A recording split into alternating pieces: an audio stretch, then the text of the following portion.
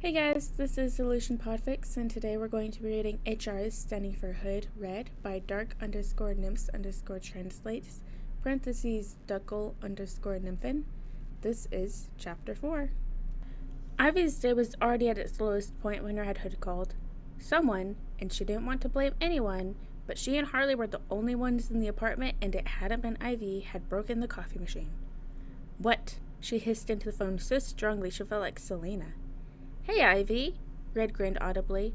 I've got an opening here that would be perfect for you. Are you interested in becoming Wayne Enterprises' new environmental officer? She wanted to send him packing, but a glance at the broken coffee machine gave her pause. How's the coffee at your place? You did what? Harley asked incredulously. Ivy just shrugged. I took a part-time job. I admit, it was very impulsive, and I could have discussed it with you, but I really think I can make a difference as an environmental officer for a big company. Harley's mouth twisted. You hate big companies. Ivy nodded in agreement. Yes, exactly. And if I can't improve anything, then I have the key so we can both blow up the building. Harley's smile brightened. Babe, you're so romantic. Ivy accepted the hug with a smile, thinking longingly of the sweet coffee she'd been promised by Red Hood. The coffee was worth it, and even if it wasn't, Ivy didn't regret it the second Bruce Wayne saw her. They met in the elevator, and Bruce Wayne climbed in as if he owned the building, which he did. And then he wheeled around to face her as if he'd been stung by a tarantula. Attacked so early in the morning? He tried to joke, but Ivy saw the bead of sweat on his forehead. Ivy gave him her most devious smile. I'm afraid not, Mr. Wayne. Today is my first day at work here. I'm your new environmental officer. The man was lost for words. He couldn't find them again until Ivy arrived on her floor. The office is very interesting. Ivy raised an eyebrow in disgust. Luckily, Hood had been waiting for her in the office with the coffee. Apparently it was his job, as everyone else avoided Ivy like she had the plague. The office was painted completely green. Everything from the carpet, to the walls, to the furniture. Even the glass was green. Hood grimaced. That's why your predecessor was fired. That was his idea of a green office. Ivy looked at him in disbelief. You're joking, right? Hood made himself look even smaller. He also furnished every office with at least one houseplant, but I'm not sure it's saving his job anymore. She sighed. So there's a lot to do. Yes. And I get paid the same?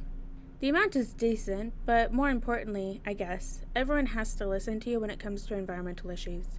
Your word is law, as long as it doesn't break the law. Ivy was really starting to develop a liking for this.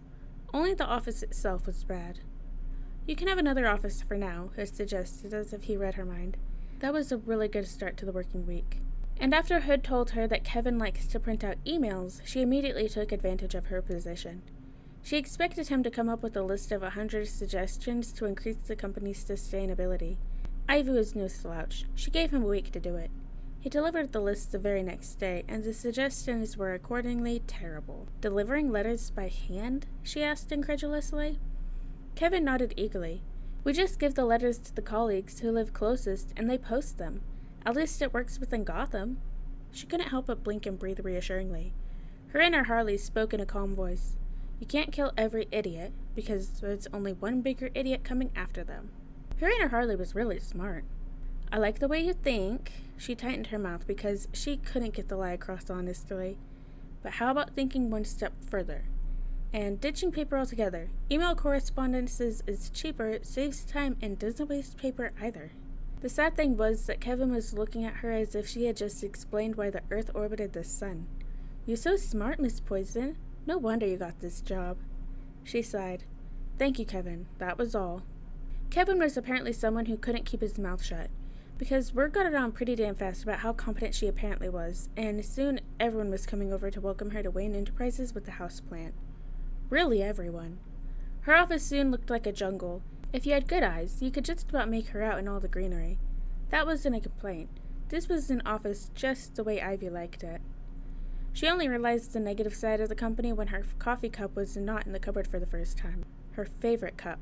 The search was suddenly so much more important than work. And when she found the culprit, she really wondered whether she would be fired if something happened to Thea. What are you doing with my mug? Thea had the cheek to bat her eyes innocently. That's your cup? I didn't know that. After all, it doesn't have your name on it. Are you serious? Ivy's mug had a picture of Harley kissing her cheek, while Ivy just looked glumly at the camera. I thought it was a fan product. Ivy decided a dismissal would be worth it and left Thea chained to a wall by Creeper. Of course, she took the mug with her. That went without saying. You can't capture your co-workers, Hood groaned, stabbing a bear in a Batman costume as he spoke. She stole my mug! You can't capture your co-workers even if they steal your mugs. Hood was less than impressed with her almighty argument. Yes, I can. Not if you want to keep your job, Hood disagreed, decapitating the bear.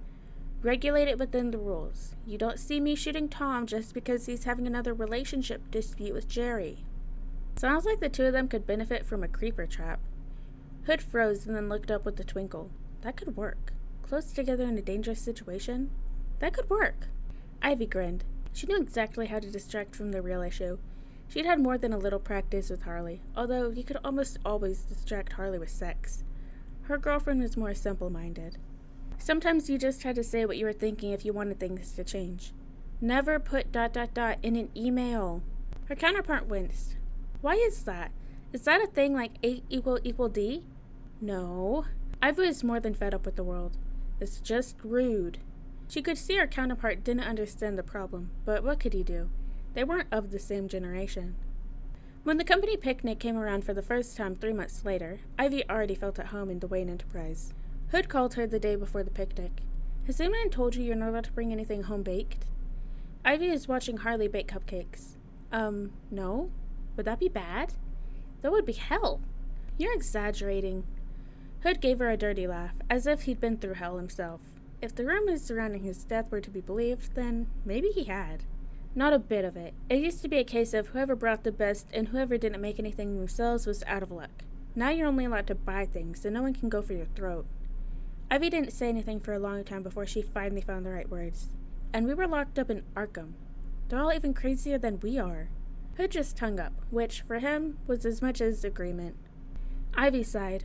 No cupcakes, Harley. We're buying something. Harley looked up sadly for a moment before shrugging her shoulders. It's probably for the best. I don't think that butter was good anymore. Somehow this had become Ivy's life, and she didn't regret it one bit. Alright guys, and that is the end of HRS standing for Hood Red by dark_nymphs_translates _dunkel_nymphin. I hope you guys liked it, and I'll see you in the next video.